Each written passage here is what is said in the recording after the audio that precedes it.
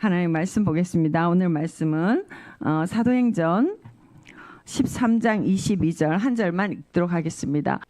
자, 사도행전 13장 22절입니다. 시작. 폐하시고 다윗을 왕으로 세우시고 정하여 이르시되 내가 이새의 아들 다윗을 만나니 내 마음에 맞는 사람이라 내 뜻을 다 이루리라 하시더니 아멘. 자, 오늘은요, 사실은 오늘 진짜 본문은 사무엘 상입니다.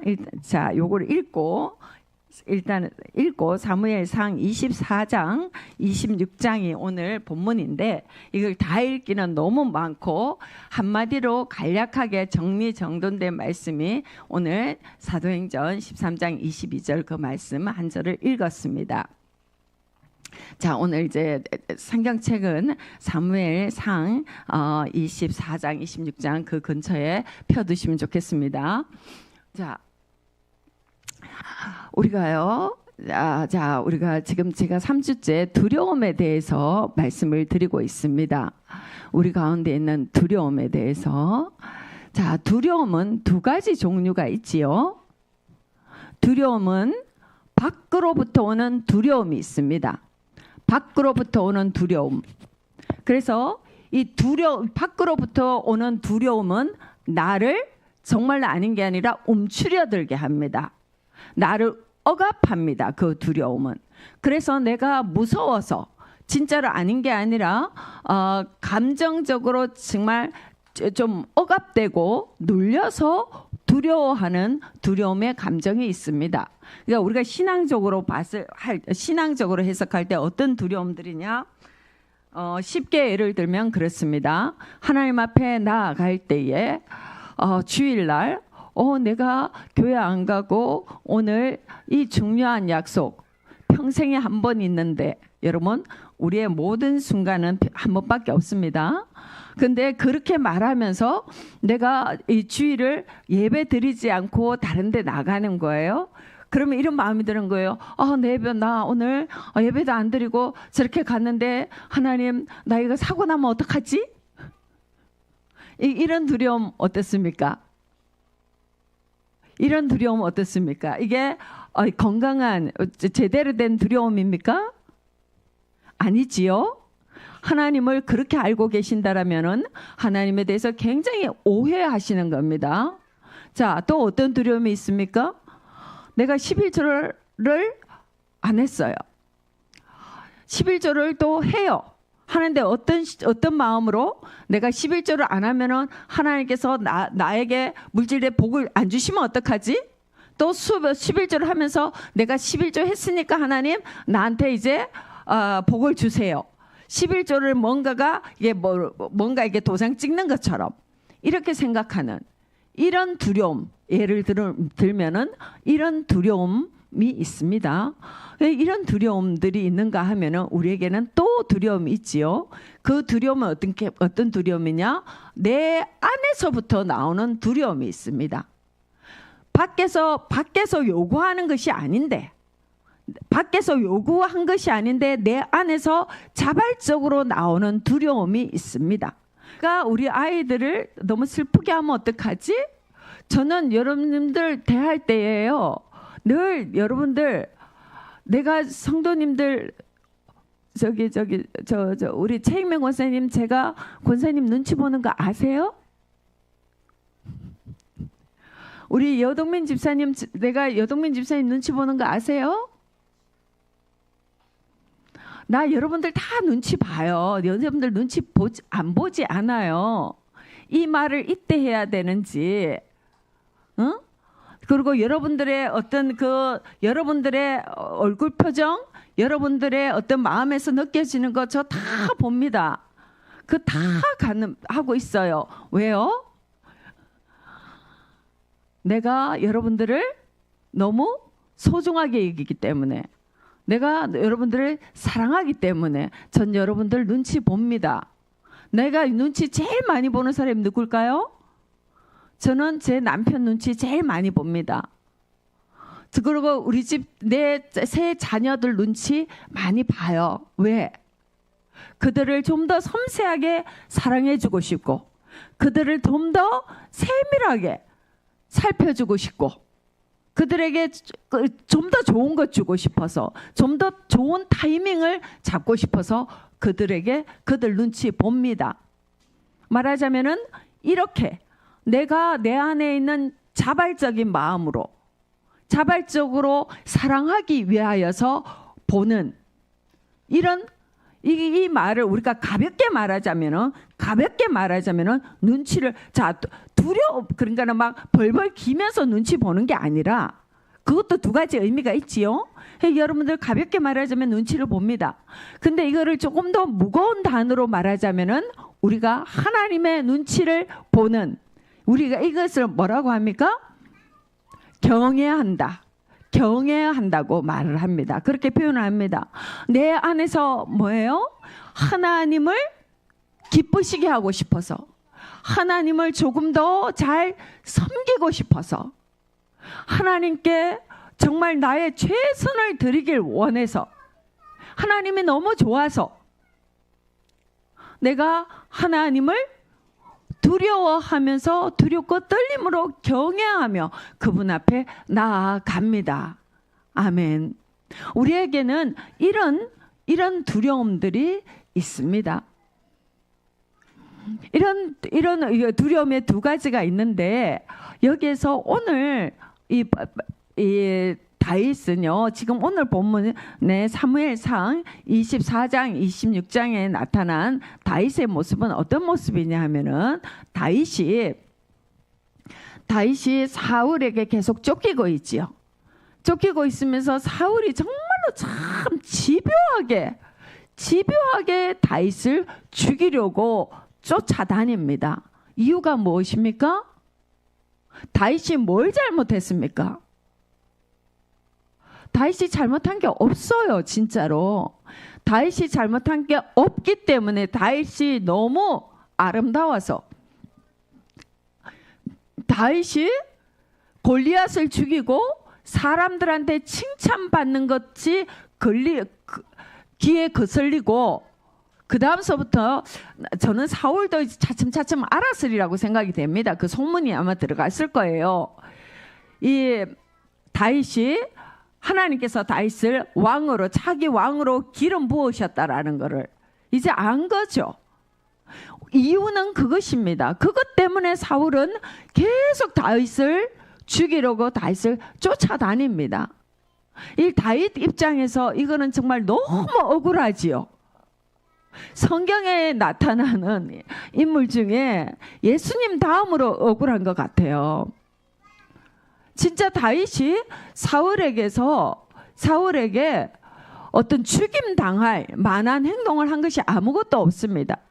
근데 사울은 다윗의 존재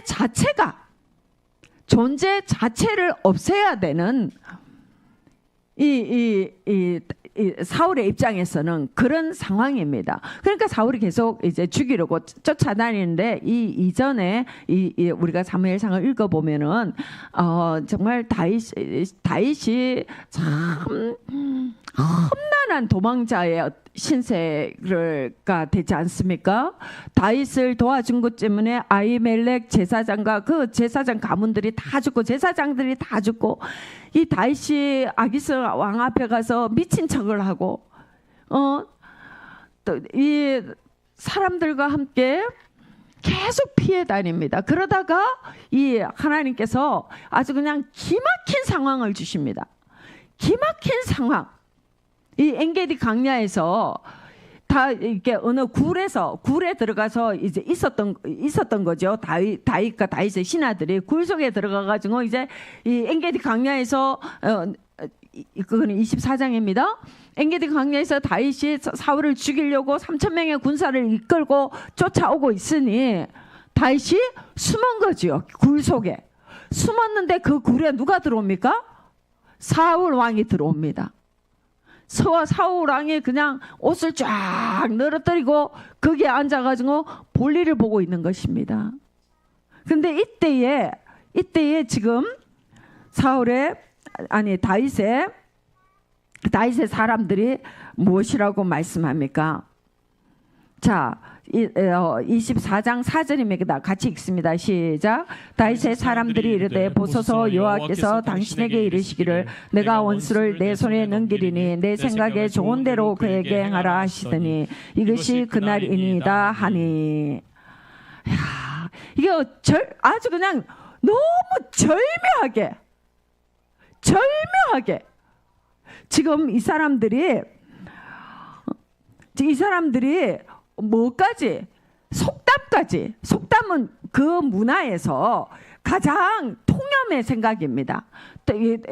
가장 잘 통하는 대부분의 사람들이 다 긍정하는 말입니다. 네 내가 원수를 내 손에 넘기리니 여기서 내가 누굽니까? 사람들의 생각 속에 하나님, 여호와 하나님께서 다윗의 원수를 네 손에 넘기리니 네 생각에 좋은 대로 그에게 행하라 하시더니 하나님께서 그렇게 하시더니 하나님께서 절묘하게 사울을 지금 다윗 손에 넘겼습니다. 죽이십시오. 이렇게 하지요.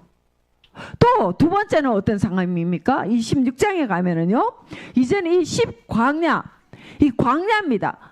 다 벌판입니다. 벌판에서 밤에 어때요? 사울과 그 군사들이 그 진영에서 아주 잠이 얼마나 깊이 들었는지 여호와께서 잠들게 하셨더라고 합니다. 그렇게 깊이 잠들어서 누가 진짜 업어가도 모르는 그렇게 깊이 잠든 상황에서 지금 그러지요? 아비새가 뭐라고 그럽니까? 아비새가 8절을 읽습니다. 시작. 아비새가 다윗에게 이르되 하나님이 오늘 당신의 원수를 당신의 손에 넘기셨나이다. 그러므로 청하오니 내가 창으로 그를 찔러서 단번에 땅에 꽂게 하소서. 내가 그를 두 번 찌를 것이 없으리이다 하니. 얼마나 절묘하게 창으로 찍으면 그냥 끝나는, 그거보다 더 아주 적확하다라는 것은 오타가 아닙니다. 정확한 것보다 더 한층 더 높은 단어입니다. 정확한 것보다 더 정확한, 그야말로 적확한 그 타이밍, 찌르면 끝나는 그런 기회가 다윗에게 왔습니다. 그런데 다윗은 어떻게 합니까? 다윗은 뭐라고 합니까? 자, 24장 6절 같이 있습니다. 시작. 자기 사람들에게 이르되 내가 손을 들어 여호와의 기름 부음을 받은 내 주를 치는 것은 여호와께서 금하시는 것이니 그는 여호와의 기름 부음을 받은 자 됨이니라 하고.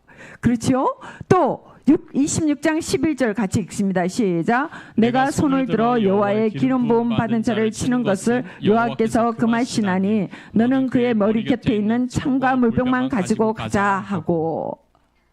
이때에도 다윗은 말을 합니다. 여호와께서 기름 부으신 자니까 내 손으로 그를 죽일 수 없다.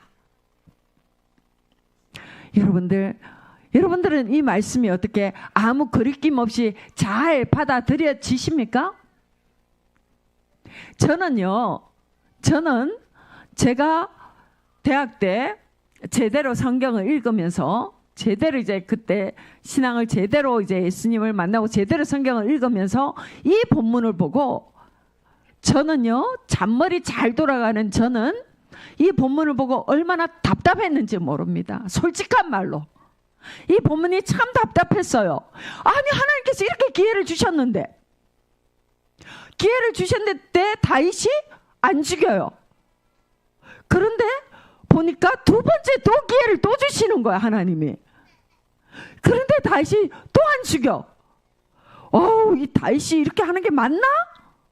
이게 지금 맞나? 저는 진심으로 그 생각이 들었습니다. 이 지금 다윗이 하나님께서 주신 기회를 놓치는 거 아닌가?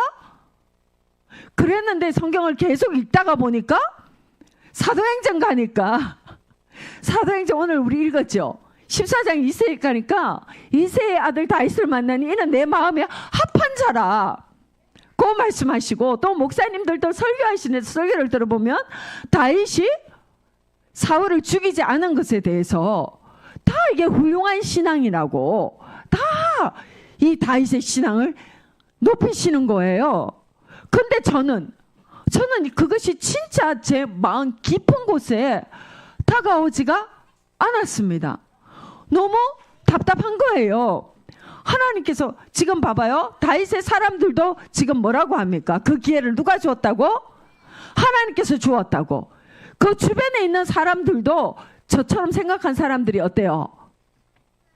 많았을 것 같지 않습니까? 많았을 것 같아요. 많았을 것 같습니다. 그런데 다윗은 여기서도 뭔 소리를 합니까? 참 융통성 없는 소리 하지요. 안 그렇습니까? 우리 가운데 잔머리 잘 돌아가시는 분들 있죠. 잔머리 잘 굴리시는 분들. 저는 진짜 그렇게 생각했어요. 저는 그 이후도 이게 정말 깊이 잘 와닿지가 않아요. 지금도 어떻게 보면 지금도 진짜 다윗의 그 신앙은 제가 따라가지를 못하겠습니다. 그런데 분명하게 성경은 뭐라고 말씀하십니까? 다윗을 하나님의 마음에 합했다고. 하나님께서 그 이후로도 계속 다윗을 기억하시는데 어떤 사건으로 기억하십니까? 이 사건으로 다윗을 하나님께서는 마음 중심에서 다윗을 인정하십니다. 우리가요, 다윗 안에 있는 하나님을 향한 두려움. 다윗도요, 자, 우리가 그 두려움을 어떤 것인가를 우리가 그 깊이를 좀 찾아가면 좋겠습니다. 아멘. 다윗도요, 사울이 죽기를 원했습니다.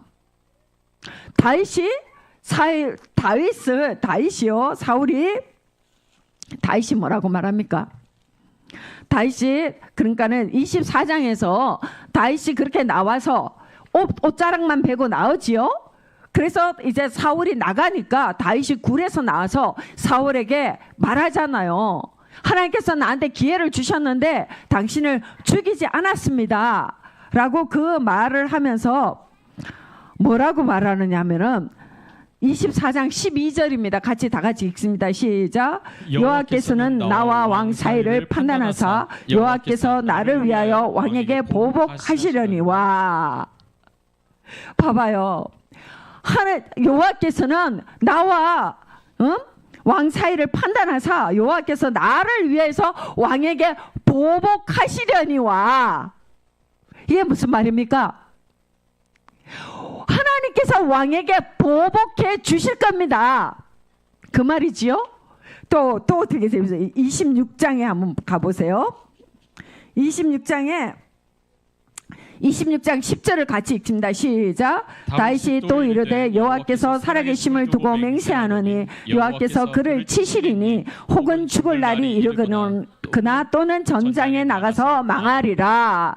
지금 다윗이 뭘 원합니까? 그가 병들어서 자연사 하든지 전장에 나가서 죽든지 다윗도 사울이 죽기를 원했어요. 어떻게? 정당한 방법으로 하나님의 손에 의해서. 그런데 난 어떻게 해요? 지금 24장 12절에 마지막에 내 손으로는 왕을 해치지 않겠나이다. 이게 다윗의 본심인 겁니다. 다윗의 본심도 왕이 죽기를 다윗도 원했어요. 자기가 쫓겨다니기를 원하지 않았습니다. 왕이 살아있는 동안은 자기가 계속 쫓겨다녀야 되죠.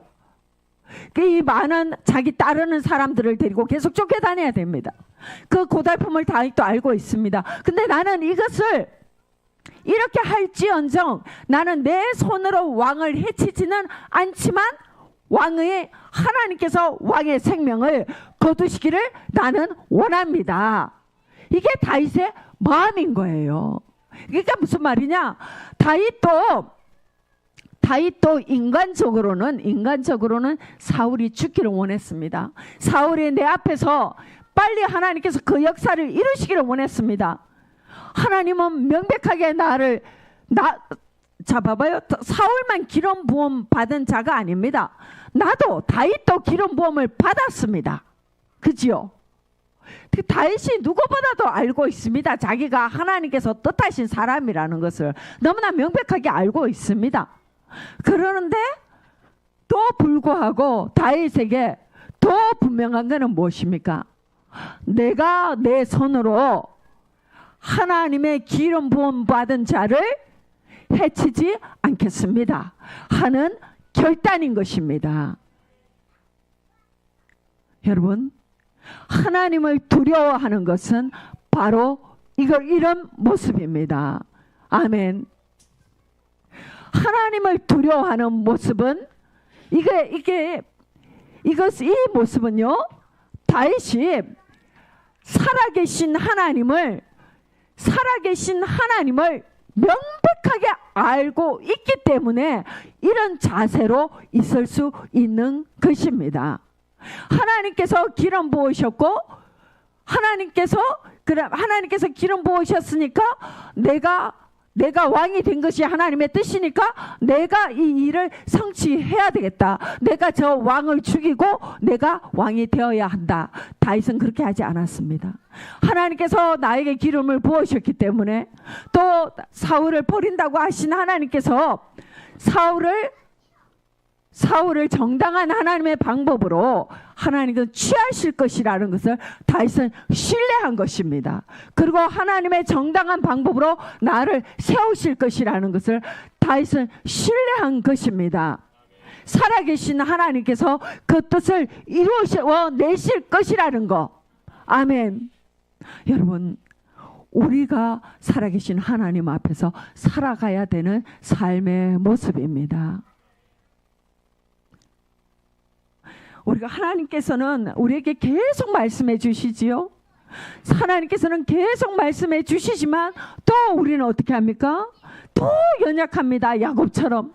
그렇게 하나님께서 말씀해 주셔서도 또 확인이 필요하고, 또 하나님 앞에 나가서 떼쓰고, 이런 우리의 연약한 모습, 이것이 우리의 모습입니다. 그런 모습일 때에 또 하나님께서는 또 어떻게 해요? 우리가 연약한 모습으로 나가면 하나님께서는 그것을 또 확인해 주시지요. 우리가 취해야 될 믿음의 모습, 하나님을 진짜 두려워하는 모습은 어떤 모습이냐?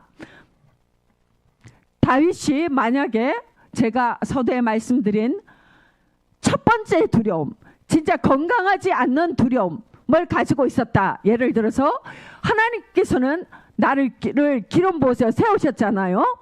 세우셨는데 저렇게 사울이 죽이려고 혈안이 돼서 나를 쫓아다니니 내가 저 손에 죽지 않을까? 내가 죽으면 하나님의 뜻이 이루어질 수 없는데 내가 사울을 죽여야 되지 않을까? 하는 이런 두려움이 다윗 안에 있었다면은 다윗은 절대로 끝까지 이런 모습으로 있지 못했을 것입니다.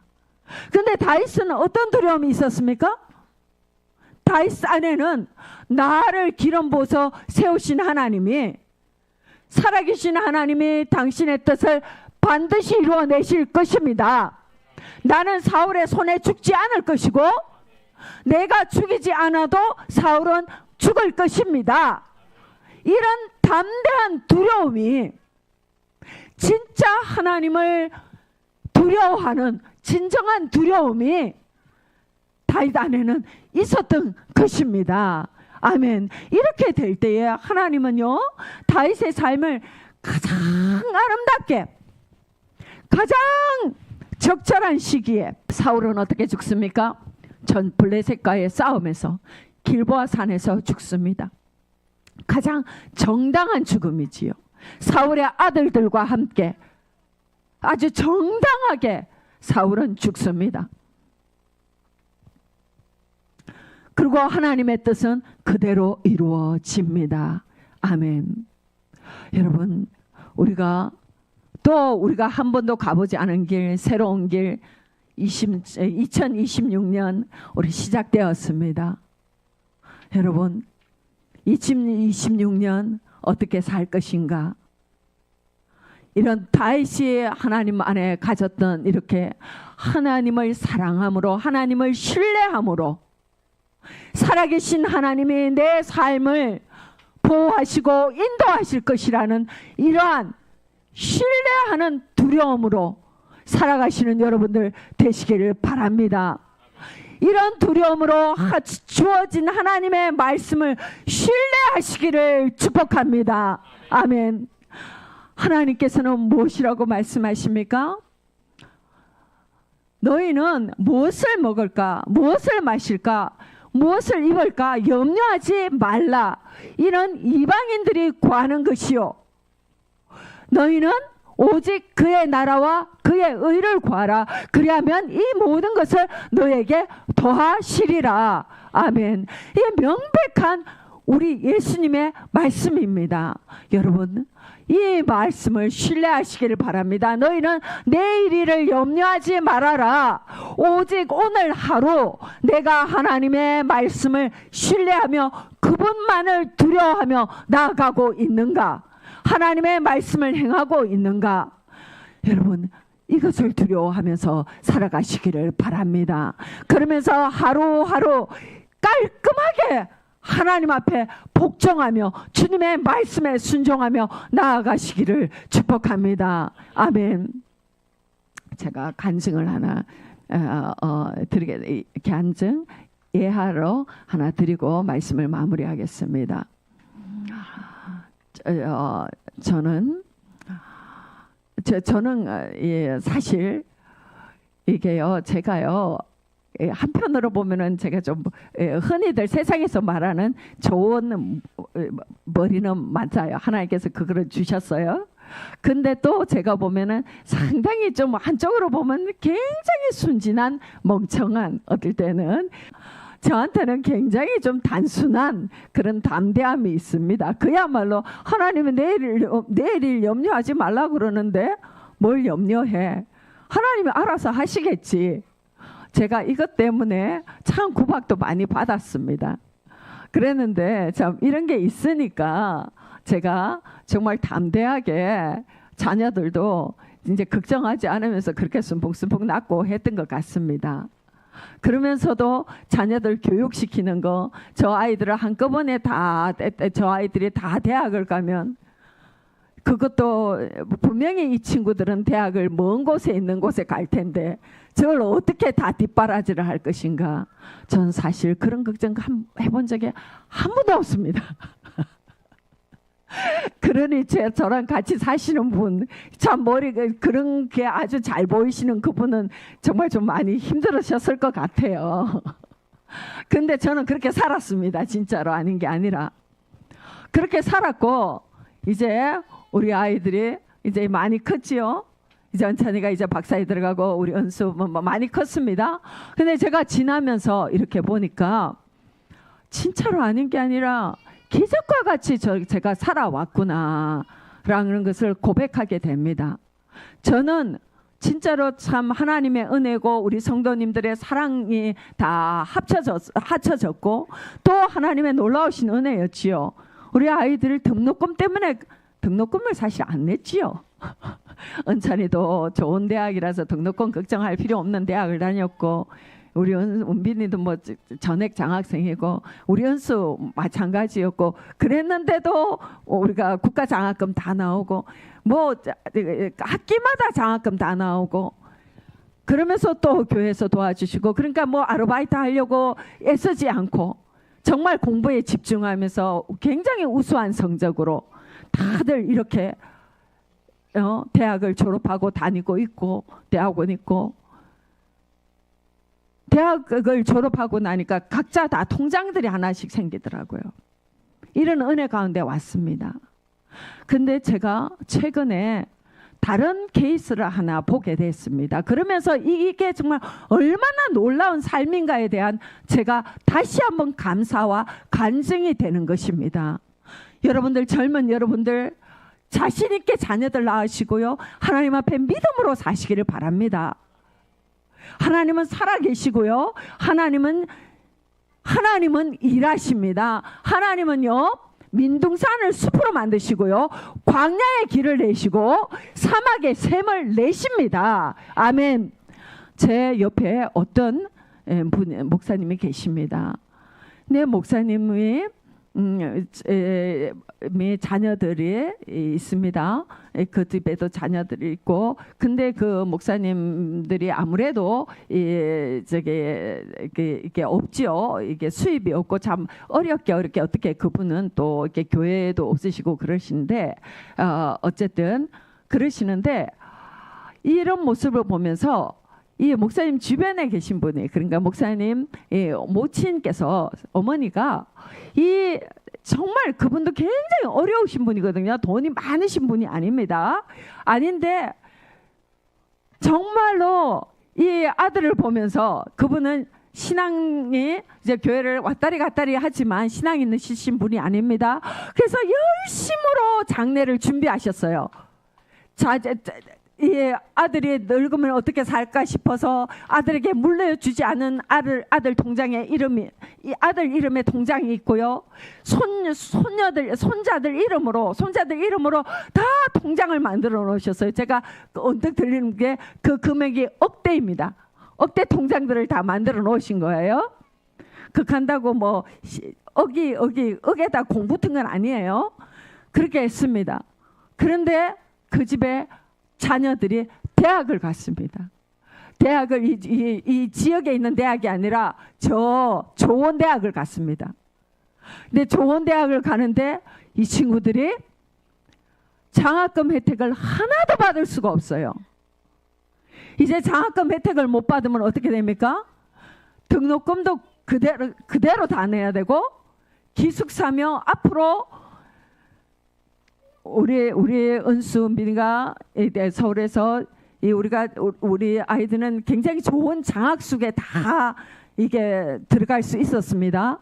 그래서 학교 기숙사보다 훨씬 좋은 장학숙, 시설 좋고 깔끔하고 상대적으로 훨씬 넓고 좋은 쾌적한 장학숙에서 다들 지금 지내고 있고, 또 우리 연수도 그런 데서 지냈고 그랬습니다. 그랬는데 그 친구는 앞으로 보니까 그런 데 들어갈 수도 없어요. 진짜 오롯이 자기가 그걸 다 해야 되는 거예요. 제가 가만히 그냥 금방 돌아가잖아요. 그 할머님이 이 자녀 이름으로 그렇게 힘들게 안 먹고 안 쓰고 안 입고 바득바득 저축해 놓은 그 돈, 이 친구 학비로 그 기숙사비 또 이렇게 얻어야 되는 비용으로 들어가면은 대학교 4년 다 쓰이겠더라고요. 그러면서도 그 친구는 열심히 아르바이트는 해야지만 자기 생활비는 쓰겠더라고요. 제가 그런 사건을 하나 딱 눈앞에서 딱 보고 내 아이들을 키운 것을 지금 보면서 정말 저는 하나님 정말 놀라우시구나. 저는 사실 제가 그런 믿음으로 산다고 되게 구박 많이 받았거든요. 어쩜 그렇게 생각이 없냐고. 어쩌면 그렇게 생각이 없냐고 너무 구박 좀 많이 받았습니다. 진짜로 아닌 게 아니라 내일 염려하지 않고 1년 뒤에 염려, 2년 뒤에 염려. 내가 염려해봤자 그 염려함으로 너의 키가 자라는 것도 아니고 머리카락을 희거나 검게 할 수 없고, 참새 2마리가 한 아사리온에 팔리는 것이 아니냐. 이 주님의 말씀을 신뢰하면서 주님께서 행하실 거라고 믿으면서 지금까지 살아왔습니다. 그랬는데 저는 다윗과 같은 믿음은 없었고요. 그냥 단순했습니다. 뭐냐? 하나님 하시겠지. 하나님 하신다고 했는데, 그리고 또 세상 사람들도 그렇게 담대히 사는데, 그런 사람들 많은데 하물며 나는 하나님을 믿고 늘 날마다 기도하며 나아가는데 하나님을 신뢰하면서 왔습니다. 그랬더니만 참 제가 살아온 살아온 여정을 조금 돌아보니 참 이게 다른 게 기적이 아니라 내가 살아온 삶, 내가 자녀들을 키운 이것이 기적이었구나. 아멘. 여러분, 하나님은 살아계십니다. 저는 우리 사랑하는 우리 성도님들, 사랑하는 우리 젊은 집사님들, 자녀 키우시는 분들, 하나님 앞에서 담대하시기 바랍니다. 하나님 앞에서 합당한 두려움을 가지시길 바랍니다.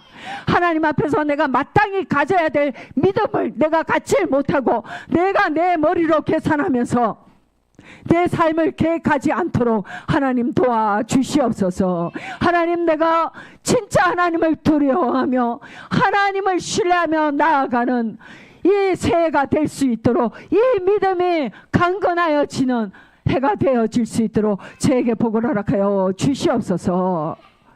우리가 함께 그것을 기도하며 하나님을, 이것을 경험함으로 하나님을 높여드리는 우리 모두가 되시기를 바랍니다. 아멘. 하나님 아버지, 살아계신 주님 감사드립니다.